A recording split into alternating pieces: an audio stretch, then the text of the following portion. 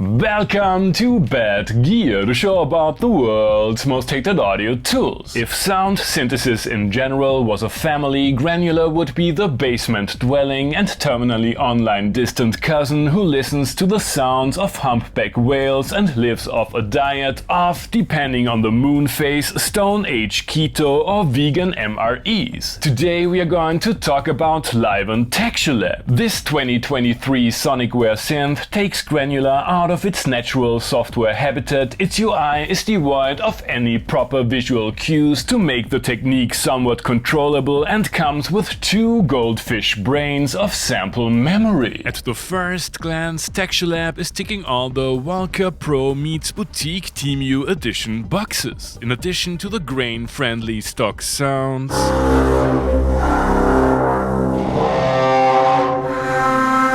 Up to 6 seconds of 32 kHz mono audio can be recorded onto each of the 32 sample slots and put through the granular ringer, which is managed using a modest set of knobs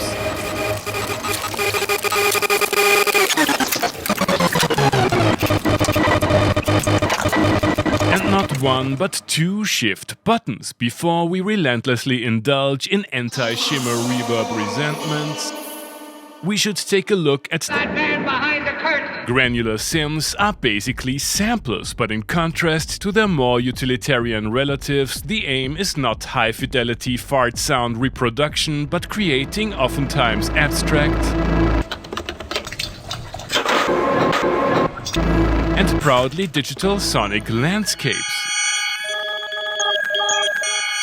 These tones are achieved by playing back small sections of an audio file or live input stream, by positioning a virtual playback head, 2, 3, 4, 5, 6, defining the range from which the so-called grains are taken,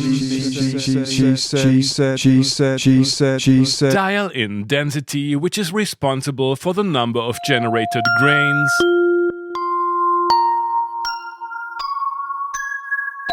and adjust grain size and shape timing.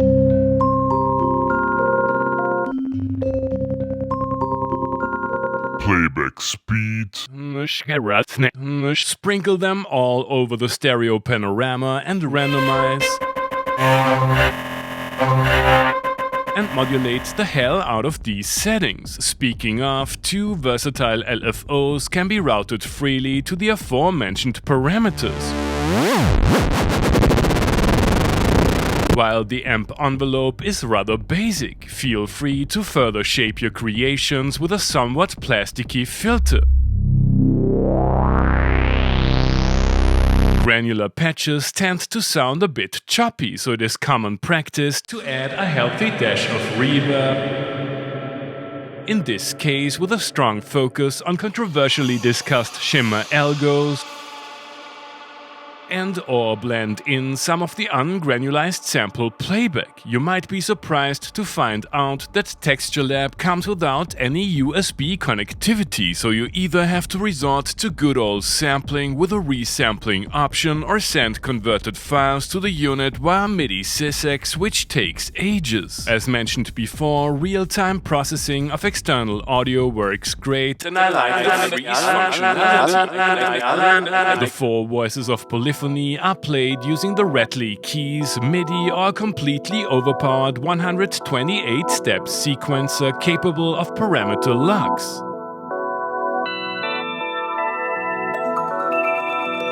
Nice! There's analog sync, a battery option, the usual crappy internal speaker. The display is totally not up to the job, and the existence of 5-pin MIDI and mini jacks for audio on the same device cause Walker-esque cognitive dissonance. Thanks to Klangfarbe for lending me one of their floor models. Granular technology plays an important role in the software world. Does it even make sense to put all this in a low-tech premium Walker without proper display or connectivity?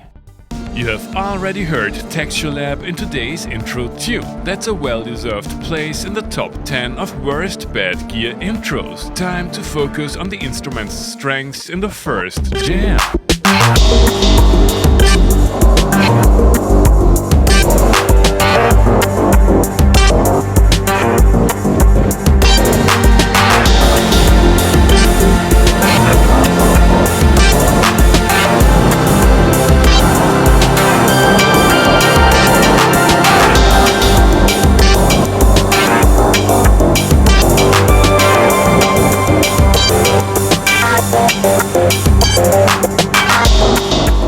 I liked that a lot. Sure, things can get a bit harsh when stacking those patches, but the overall tone is modern and cinematic. The stock sounds, albeit small in numbers, worked pretty well in this context. Let's record a few custom samples and tweak them hard.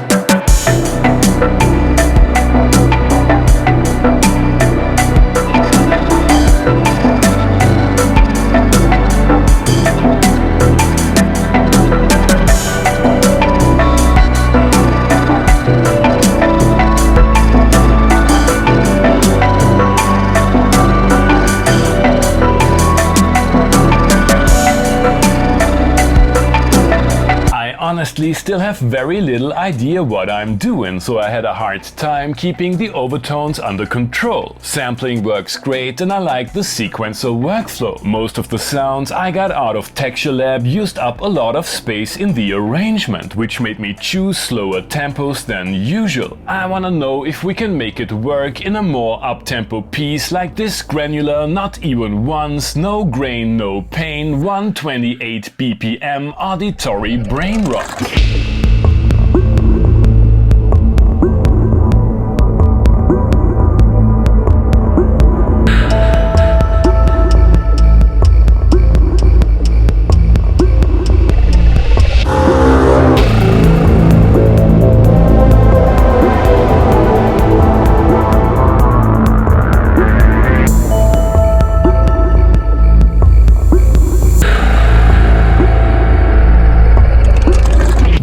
Although I'm usually not a big fan of entry-level granular synths in hardware form, I was pleasantly surprised by the versatile engine, grown-up sounds and hands-on interface. However, many contemporary samplers come equipped with similarly powerful granular functionality, and the inherent sample rate and memory limitations, subpar connectivity and lack of visual feedback made me wish for the predictable results and streamlined workflow of, for example, a black box, Digitakt or maybe even the more affordable Roland P6. Analog purists are known for spreading the gospel of hardware synth superiority. I think it is time that iPad evangelists and DAW disciples let us know that hardware granular is just not the same. But I'm afraid they're too busy making music. Thanks for watching and see you next time. Hey guys, I hope you enjoyed the episode. Feel free to like, subscribe, become a patron and leave a comment what other kind of gear you would like to see and hear on the show. Thanks to all my patrons for supporting the channel and welcome to this month's Granular shoutouts. It took me half a night to get all the samples into the machine and it will take me the other half to get back to the stock library. Tier 4. David and Derek. Lord the righteous,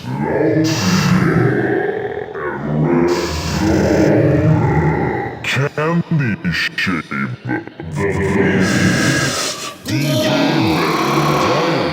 Thomas, December, Tala.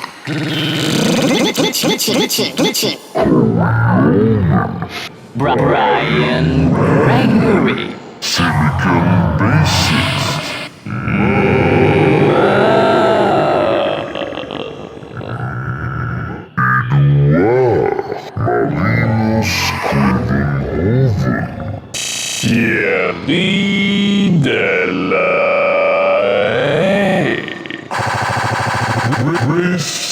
Resonant Lansky. Tier 6. Arjun Iyer. BMJ.